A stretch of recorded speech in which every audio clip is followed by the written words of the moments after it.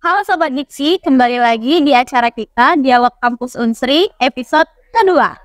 Oke, kali ini aku udah bareng narasumber yang jadwalnya tuh lumayan sulit banget kita tentuin.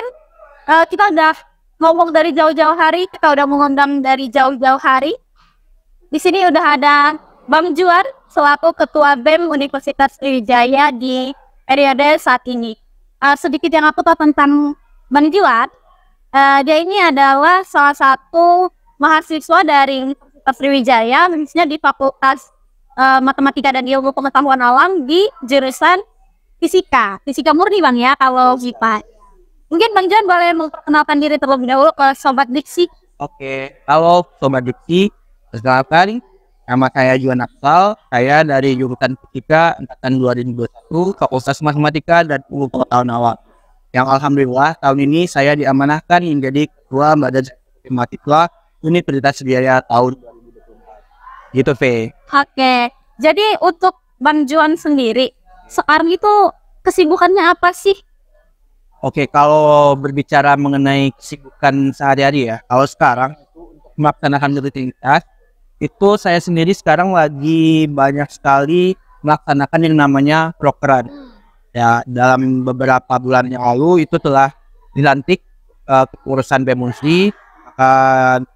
Bulan sekarang itu sudah mulai padat jadwalnya melakukan program kerja dari BEM Unsri. Oke, berarti sejauh ini masih ngurusin proker dari BEM Unsri sendiri ya? Iya, kalau sebenarnya ngurusin proker aja sih nggak proker ya? aja ya. Tentunya ada beberapa hal juga yang menjadi kesibukan saya seperti masih ada ikut-ikut lomba dan sebagainya macamnya. Kalau untuk kepengurusan BEM Unsri sendiri dari mulai dilantik atau dari mulai berjalannya proker itu dari bulan berapa sih Bang? Oh, kalau dilantiknya BEM Unsri itu yang resminya tahun ini itu saya dan saudara Akendra selaku wakil saya sendiri itu dilantik pada bulan April.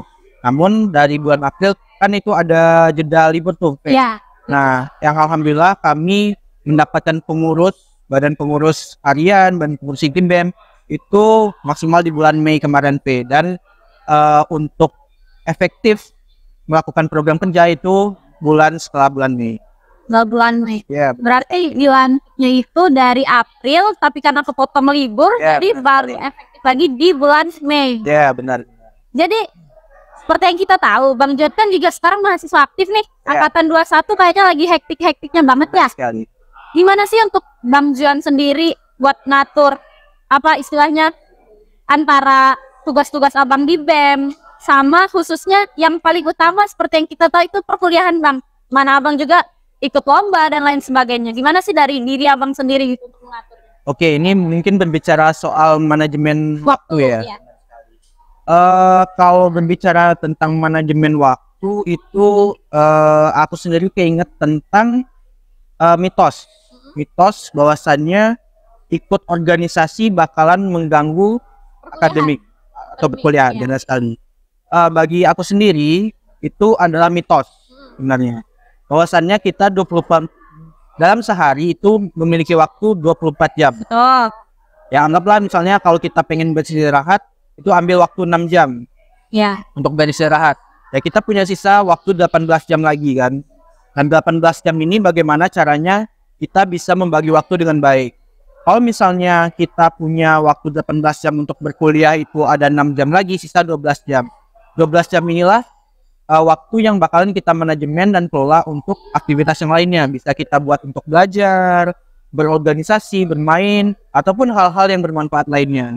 Jadi kalau orang bilang ikut organisasi itu bakalan mengganggu akademik, saya kira itu hanya mitos. Karena tentunya itu tergantung kepada skala prioritas kita masing-masing. Kalau kita memprioritaskan untuk pengembangan diri, tentunya organisasi bukanlah hal yang bakalan mengganggu suatu aktivitas akademik. Nggak jadi penghalang gitu ya. Betul sekali. Berarti Bang Juan masih punya dong waktu buat main sama teman-teman? Alhamdulillah itu masih punya. Banget ya.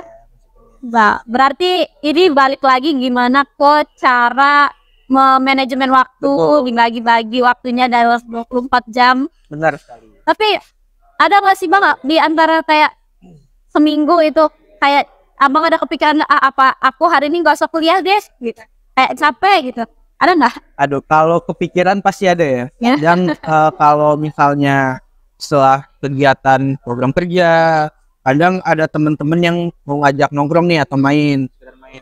Kalau kita udah janjian pastinya kita tepati dong Oh, ajakan-ajakan seperti itu kan. Nah kadang untuk selesai nongkrong atau sekedar bermain itu udah larut malam sekitar Ya. jam 11, 12 ataupun lewat jam 12. nongkrong Ya betul sekali. Nah itu kadang-kadang ya bangunnya, kalau kuliah pagi kan harus bangun pagi nih. oh Kadang kan ada lah pastinya kepikiran buat, aduh kayaknya bolos aja ya mata kuliah hari ini. Tapi alhamdulillah selama kegiatan ini berlangsung sejak dari proses pengen menjadi ketua BEM itu belum pernah terjadi sama sekali. Jadi alhamdulillah hal-hal kayak gitu niat untuk berkuliahnya masih kuat nih. masih banget. Ya masih kuat. Jadi jangan sampai iso jadi bang ya. Kalau untuk dari Bang Johan sendiri, kan seperti yang kita tahu nih bang, untuk skala BEM universitas itu udah gede banget kan, nggak semua orang berani buat mengemban tugas tersebut. Kalau dari diri Bang Johan sendiri, apa sih yang mendorong atau yang memotivasi abang biar bisa sampai di titik sekarang kayak menjadi ketua BEM Unsri? Oke. Kalau berbicara mengenai motivasi ya dan apa yang mendorong, itu sebenarnya motivasi dan dorongan itu tidak semata-mata datang ketika kita pengen nyalon. Ya betul. Jadi motivasi dan dukungan itu datang ketika kita memang telah menjalani yang namanya proses. Jadi mungkin cerita sedikit ya, V. Kalau aku sendiri itu udah memulai untuk berorganisasi sejak saya menjadi maba. Jadi sejak menjadi mahasiswa baru itu udah memulai yang namanya mengikuti organisasi himpunan mahasiswa FISIKA. Nah, dan di sana itu udah dipercayai untuk menjadi staf ahli. Kebetulan menjadi staf ahli kajian strategis di fakultas. Di FISIKA, di himpunan jurusan. Okay. Ya. Nah, kemudian di samping itu juga di saat menjadi staf ahli juga aku itu mencoba untuk memberanikan diri untuk mendaftarkan menjadi anggota BEM MIPA. Oh iya. Sana juga. Jadi setelah mendaftarkan menjadi anggota BEM MIPA, itu aku juga daftar anggota UKM Yurid. Nah, jadi pada awal maba itu aku pengennya memang merasa pengen mengeksplor jadi lebih jauh lagi untuk mencari tahu aku nih minatnya kemana nih. Ya, betul. Jadi memang skala jurusan, skala fakultas, hingga skala univ itu pengen aku cobain semuanya. Jadi jurusan ada di himpunan fisika, fakultas ada BEM MIPA, dan di univ itu ada UKM Yurid. Jadi dari sanalah progres atau proses perjalanan organisasi aku sendiri dimulai. Nah kemudian itu pada tahun awal menjadi mahasiswa, kemudian lanjut tahun selanjutnya itu dipercayai lagi di BEM MIPA untuk menjadi kepala dinas Kolkasran. Nah di sanalah untuk mencoba memfokuskan diri, kayaknya nih aku bakalan fokus di bidang organisasi eksekutif saja gitu. Nah kemudian pada tahun itu juga aku juga alhamdulillah dipercaya menjadi ketua pelaksana PKKMB Universitas Iya. Jadi di sanalah motivasi dan motivasi, dukungan itu mulai ada. Jadi nggak hanya ujuk-ujuk kita mau nyalon. Pengen nyalon nih. Ya, jadi memang menjalani suatu proses dan rasanya kita udah punya bekal nih, walaupun nggak banyak, tapi cukup untuk maju ke kontestasi pemilihan ketua dan wakil ketua BEM tadi. Jadi udah dari istilahnya dari yang paling kecil ya, dari himpunan dulu, naik ke fakultas, kemudian ada di universitas, barulah ke BEM Universitas. Ya betul sekali. Berarti untuk istilahnya untuk dorongan-dorongan itu dari orang-orang terdekat juga ada ya bang ya? Iya benar sekali. Jadi ketika kita mengikuti suatu organisasi itu bagi saya ya, kita harus ikut dengan dasar cinta, Ben. Betul. Jadi kalau kita udah mengikuti suatu organisasi dengan cinta, kita bakalan enjoy mengikuti apa saja rangkaian kegiatan suatu organisasi. Dan bahkan setiap organisasi itu bakalan menjadi keluarga bagi kita. Iya. Setiap keluarga pasti bakalan mendukung dan memotivasi anggota keluarganya untuk mendapatkan tempat yang lebih baik lagi. Jadi ketika saya ingin mencalonkan diri menjadi ketua dan wakil ketua BEM, itu mendapatkan dorongan dari keluarga-keluarga organisasi yang saya anggap keluarga tadi. Di samping memang ada orang-orang terdekat yang memang memotivasi kita secara kedekatan Ya, gitu Be. Dari sekian banyak organisasi yang udah abang ikutin nih, ada nggak sih terlintas di pikiran abang kayak udah deh cukup di sini aja gitu, abis ini nggak usah ikut-ikut organisasi lagi gitu, kayak aku capek gitu, ada kak? Oke, kalau dari pikiran aku selama mengikuti organisasi itu pasti pernah selintas lah yang namanya capek atau udah apa namanya jenuh untuk mengikuti kesibukan organisasi, yang mana ketika kita ikut organisasi ada permasalahan lain nih di samping organisasi, entah itu permasalahan pribadi, keluarga ataupun akademik yang juga menghadapi kita. Namun seperti yang aku sampaikan tadi, kalau kita udah dengan dasar cinta tadi, untuk berkeluh kesah dengan orang-orang di organisasi itu udah merasa kayak keluarga. Jadi mereka udah ngasih kita saran, masukan dan sebagainya macamnya untuk kita menghadapi masalah-masalah lain. Jadi ikut organisasi bukan menjadi kelemahan bagi kita, tapi bahkan menguatkan kita untuk menjadi lebih baik lagi. Namun ketika mengikuti beberapa organisasi, berpikir tentang kayaknya nggak ikutan lagi nih tentang ikut organisasi A, B atau C kayak gitu kan. Itu pernah terlintas, tapi tentunya pada saat sekarang itu saya memutuskan untuk mengikuti organisasi, nggak ikut lagi dalam satu organisasi itu bukan karena aku sendiri jenuh karena organisasinya, tapi karena aku sendiri udah memutuskan untuk menspesifikkan kemana nih arah gerak ke depannya. Tapi ke dalam organisasi lain yang pernah aku ikut sendiri itu masih tetap bergabung menjadi anggota. Jadi tetap istilahnya walaupun udah di sini sekarang masih berkontribusi di tempat yang tetap lain. menjalin hubungan yang baik. Untuk sejauh dari April ya Bang, betul kata Abang tadi, nggak ujuk-ujuk ini tiba-tiba mau daftar jadi ketua BEM, nggak tiba-tiba mau mencalonkan diri buat ngurus istilahnya satu kampus ya, istilahnya terbesar di kampus. Pasti perjalanan dari abang, dari titik nol abang sampai ke menjadi ketua BEM sekarang itu panjang banget kan Bang? Mungkin boleh deh abang kasih cerita-cerita sedikit dari perjalanan abang, mungkin sesuatu yang berkesan dalam masa pencalonan abang sampai sekarang. Kalau berbicara mengenai masa pencalonan ini sebenarnya banyak sekali hal yang sangat membekas. Terutama antara aku sendiri dengan rekan aku, yaitu saudara Akendra. Jadi mungkin sedikit perkenalan teman-teman pembuat diksi. Jadi saya sendiri itu dengan wakil saya, saudara Akendra dari Fakultas Ekonomi jurusan Ekonomi Pembangunan angkatan 2021. Jadi cerita sedikit mengenai perjalanan kami, bahwasannya perjalanan aku dan Aken itu penuh dengan air mata sebenarnya. Jadi dari proses kami menjadi satu pasangan itu gak semudah membalikan telapak tangan. Gak semudah kita, aku pengen kamu nih jadi wakil, gak semudah itu. Tiba-tiba nunjuk gitu. Banyak sekali perjalanannya, walaupun sebenarnya aku dan Aken sendiri sudah sering ketemu di forum-forum diskusi atau di tempat bermain, nongkrong dan sebagainya macamnya. Aku dan Aken tuh sudah ketemu sejak kami sama-sama menjadi kepala dinas di BEM. Jadi banyak sekali hal-hal yang sangat membekas dalam perjalanan aku dan Aken menjadi satu pasangan. Dan mungkin salah satunya itu kami pernah istilahnya deep talk gitu ya. Berdua doang. Deep talk berdua sampai kami itu nangis berdua dan memutuskan benar-benar menjadi satu pasangan. Begitu, Be. Mungkin itu yang menjadi hal yang sangat membekas lah dalam perjalanan menjadi ketua dan wakil ketua BEM. Berarti bisa dibilang Bang Aken sama Bang Juan ini punya latar belakang organisasi yang hampir mirip ya? Ya, benar sekali. Soalnya Bang di fakultas, dia juga di fakultas, dan di yang lain. Dan ternyata teman tongkrongan atau kenal jadi teman nongkrong gara-gara organisasi itu? Oke, kalau mau berbicara secara runtunnya ya, dari teman organisasi menjadi teman nongkrong.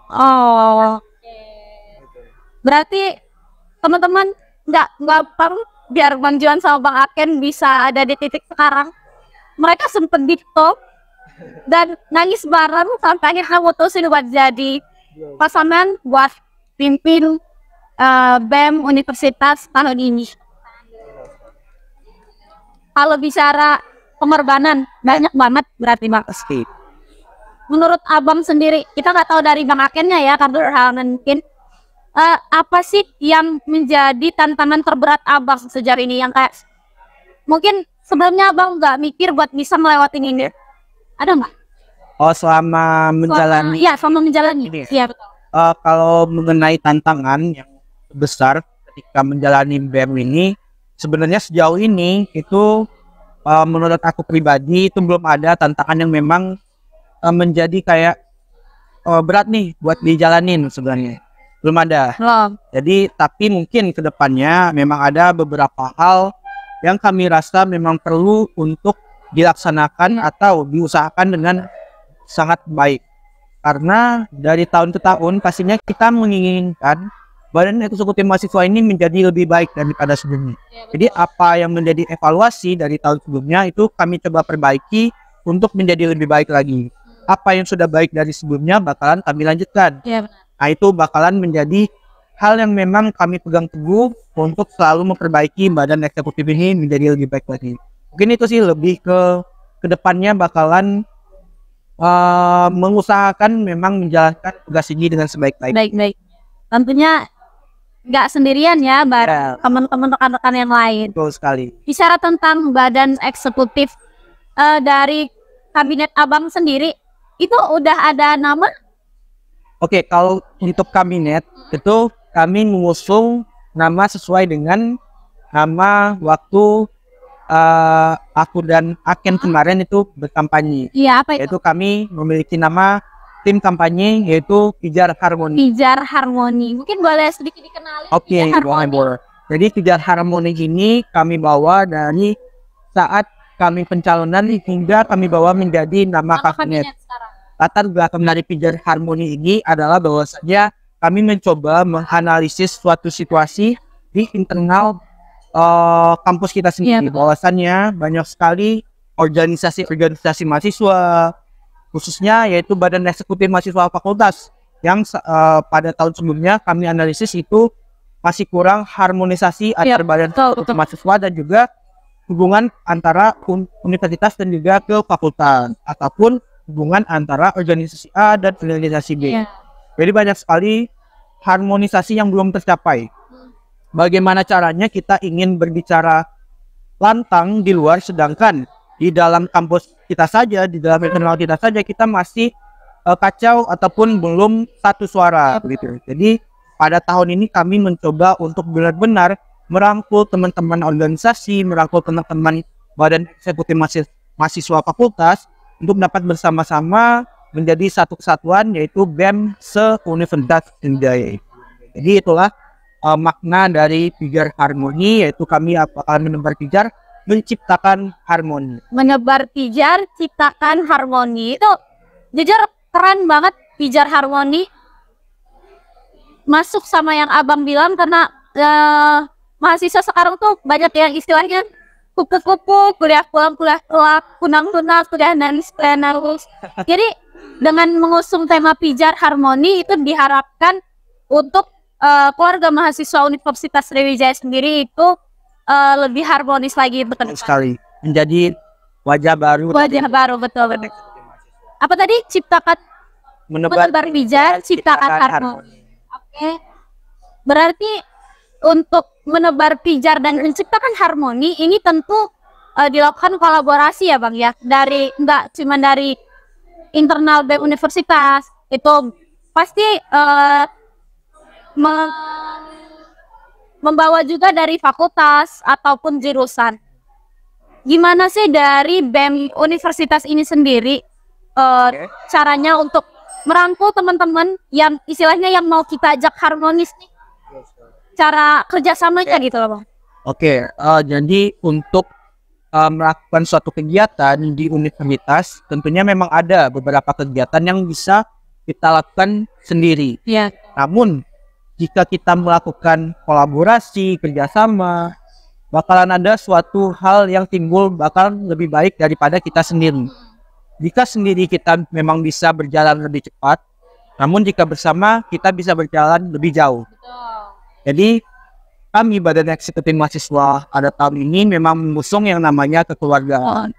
Yang bagaimana dari program kerja yang kita lakukan, kita misalnya nih ada program kerja yang berhubungan dengan pendidikan ilmuwan. Betul. Kita coba rangkul organisasi apa saja nih yang memang berkecimpung di bidang ilmuwan tadi. Iya. Contohnya di tingkat universitas ada UKM Murid. Iya. Kemudian di fakultas ada koin, di MIPA kan. Oh iya, MIPA ada koin nih. Apalagi di fakultas-fakultas lain kita coba rangkul untuk mencari bagaimana kita menggarap suatu program kerja ini benar-benar menjadi suatu program kerja yang besar dan bermanfaat bagi mahasiswa ataupun masyarakat umum gitu. Jadi memang kolaborasi itu sangat dibutuhkan dalam kita melakukan suatu program kerja yang sangat besar gitu.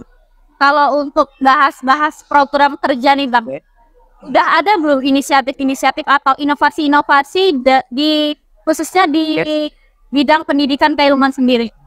Oke, kalau dalam bidang Departemen Pendidikan Keilmuan ya, mungkin sedikit cerita juga bahwasannya mengapa kami juga menghadirkan Departemen Pendidikan Keilmuan pada tahun ini.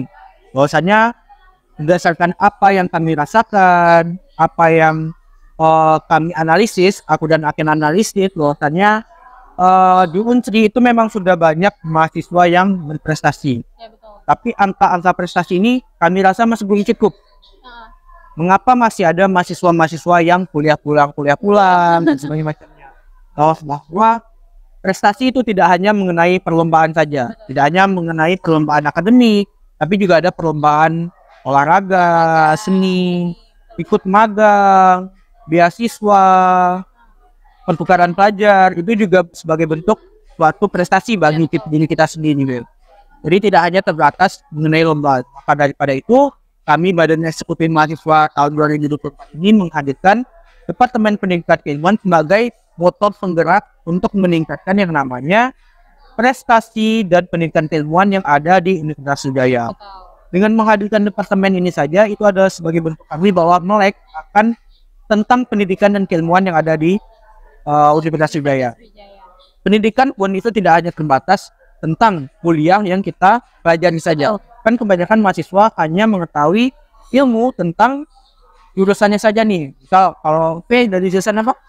Dari ilmu kelautan. Ilmu kelautan ya. Jadi ketika Vedita ingin belajar tentang ilmu kelautan, tentunya pada saat masuk ke dunia kerja itu sangat membutuhkan pendidikan atau keilmuan dari bidang-bidang yang lain saja, tidak hanya fokus mengenai ilmu kelautan saja begitu.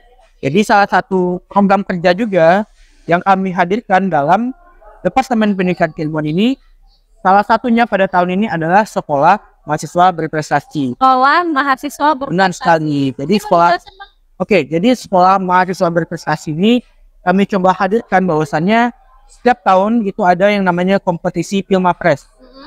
Tapi kandidat atau delegasi Mapres pilihan yang terpilih dari Universitas Sriwijaya ini jarang sekali bisa menjuarai kompetisi ini di skala nasional. Jadi di sini kami coba untuk meningkatkan atau melatih.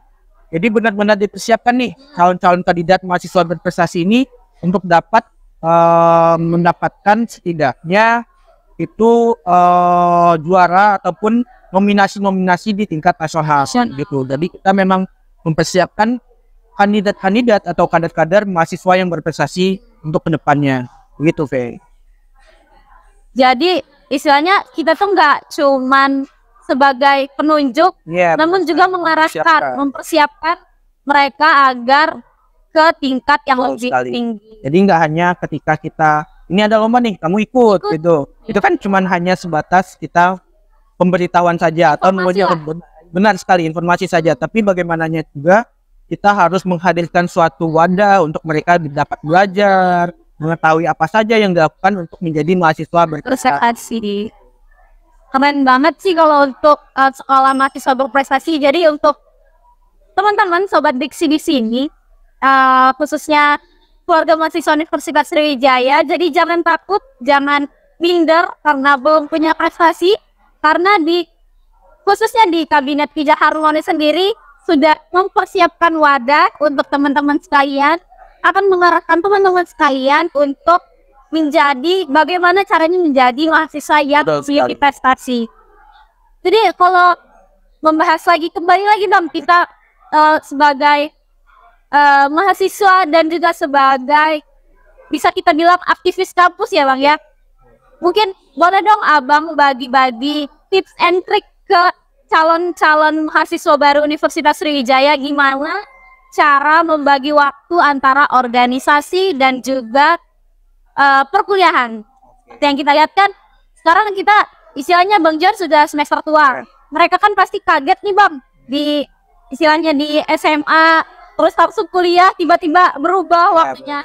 Mungkin boleh Abang kasih tips and trick buat teman-teman maba sekalian. Oke, waduh udah semester tua ya. Ya, Jadi mungkin coba aku balik ke cerita saat aku maba dulu ya, guys.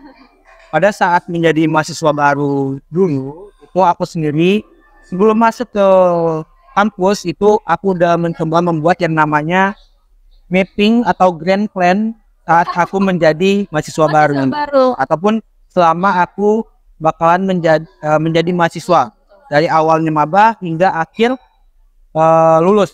Jadi mau ngapain aja nih di kampus sebenarnya. Nah itu yang sebenarnya perlu dipersiapkan oleh setiap mahasiswa baru. Jadi jangan sampai ketika kita masuk ke kampus kita nggak tahu mau ngapain. Bingung mau ngapain. Benar sekali. Jadi pada saat menjadi maba itu aku sangat pengen ikut organisasi yang pertama. Yang pertama pada saat maba aku cuma tahu BEM. Ternyata banyak sekali organisasi yang ada di. Sama aku pengen ikut BEM.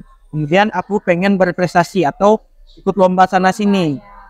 Kemudian aku pengen dapat beasiswa. Kemudian pengen yang namanya jalan-jalan ke luar kota ataupun keliling Indonesia. Kemudian pengen yang namanya pernah berkompetisi secara internasional. Ataupun pengen apa namanya? Ke luar negeri lah gitu. Jadi ada beberapa hal yang memang pengen aku lakuin dan terakhir termasuk menjadi ketua suatu organisasi gitu. Jadi ada beberapa hal yang memang pengen aku wujudkan ketika mempersiapkan saat pengen masuk kampus. Jadi hal-hal ini menjadi garis utama ketika kita pengen mengatur waktu. Jadi ketika saat kita udah berjalan di kampus, kayak yang aku sampaikan tadi, bahwasanya kita sehari punya 24 jam. Prinsip aku sendiri ketika kita masih muda, ketika kita masih menjadi mahasiswa baru, manfaatkanlah waktu-waktu itu untuk benar-benar menggali potensi dan mengembangkan diri. Memang boleh ketika kita pengen main, pengen santai-santai, kawan-kawan kita di sana sini nongkrong nih. Tapi bagaimana caranya kita harus mengembangkan diri terlebih dahulu. Bakalan ada kok waktunya buat kita senang-senang, untuk kita bersantai dan sebagainya macamnya. Tapi selagi kita menjadi maba, manfaatkan waktunya dengan sebaik-baik mungkin untuk menggali potensi kita. Karena apa? Kalau kita di saat awal-awal itu udah sibuk sana sini, pastinya apa yang kita tanam saat maba bakalan kita tuai pada waktunya nanti. Seperti yang saya rasakan saat ini, mungkin saya memang sibuk pada saat maba ikut sana sini, akademik, organisasi, lomba-lomba itu saya lakukan. Mungkin pada saat sekarang saya bisa mendapatkan buah manisnya tadi. Jadi dari 24 jam saya skalakan prioritas bahwasanya saya bahkan memotong waktu tidur. Jika waktu tidur kita 6 jam, itu saya potong 4 jam.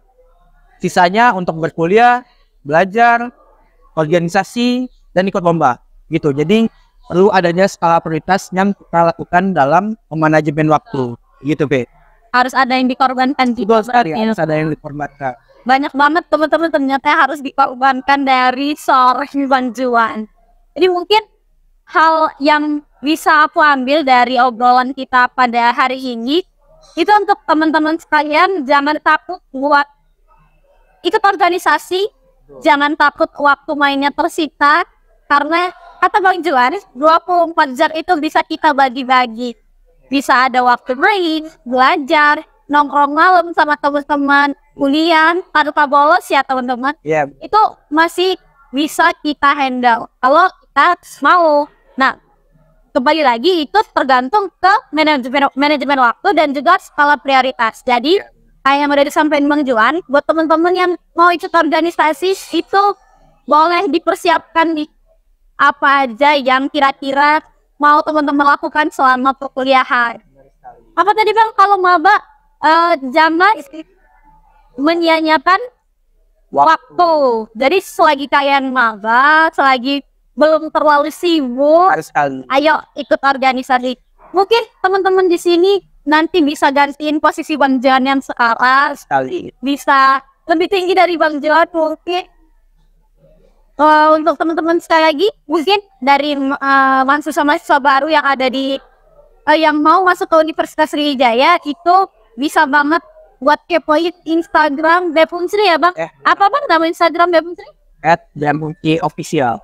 BEM Unsri Official. Jangan lupa diikutin, di follow. Kita juga ada media sosial yang lainnya. Jangan lupa di stalking.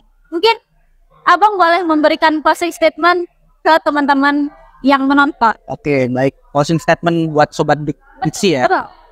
Oke, untuk Sobat Diksi yang sedang menonton video ini, sebagaimana yang saya sampaikan di awal tadi, bahwasannya organisasi itu bakalan mengganggu akademik, itu hanya mitos. Betul. Itu hanya mitos. Memang tolong ditanamkan dengan sebaik-baik mungkin. Mungkin teman-teman bisa tahu suatu pedang yang tajam dan kokoh, itu tidak berasal dari suatu kali tempaan saja. Pedang yang kokoh dan tajam, yang gagah, itu ditempa dengan beberapa kali, ditempa dengan sering, ditempa dengan kuat, bahkan ditempa dengan suhu yang sangat tinggi, sehingga menjadi pedang yang sangat kuat. Maka dari itu, teman-teman semuanya, teman-teman harus merasakan yang namanya tempaan itu untuk menjadi lebih baik lagi. Karena kedepannya kita gak bakalan tahu apa yang bakal kita hadapi di depan. Masa depan itu sangat dinamik. Maka daripada itu, teman-teman harus merasakan tempaan itu. Teman-teman harus mengetahui bahwasannya tempaan itu akan menjadi suatu hal yang membuat teman-teman bakalan melenting lebih baik depannya. Apapun kondisi yang teman-teman rasakan, apapun rasanya jika teman-teman mengalami suatu permasalahan, saya harap teman-teman dapat melihat suatu tempat itu dengan lebih baik. Mungkin itu saja, Edita. Oke Bang, mungkin obrolan kita hari ini kita cukupkan sampai di sini dulu. Kami berterima kasih banyak karena Bang Johan sudah bersedia buat bahas dialog kampus Unsri ya di episode 2. Mungkin di sini aku selaku moderator dari Diksi episode 2 mengucapkan terima kasih juga kepada teman-teman sekalian, kepada Bang Johan dan teman-teman yang lainnya karena sudah bersedia hadir di sini dan membantu juga. Terima kasih kembali. Terima kasih. Mungkin kita ketemu lagi di Diksi episode 3. Nggak cuma dari Dikmo, juga ada dari tim. Aku Festa dan aku Juan Aksal. Bang Juan pamit undur diri. Kasih akhiri. Assalamualaikum warahmatullahi wabarakatuh.